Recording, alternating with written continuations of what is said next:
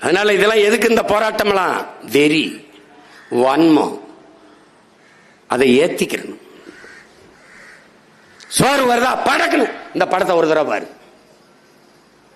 பாரா எலும்பு கூடையும் இருக பற்றி இருக்கிற அந்த பிஞ்ச பாரா.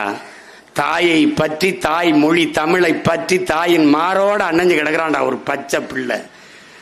அப்படி தாய் மண்ணையும் தாய் மொழியும் தமிழ் பேரினத்தையும் பற்றி நில்லுங்கள். ஒவ்வொருவரும் நாம் பற்றி நிற்க வழியே கிடையாது.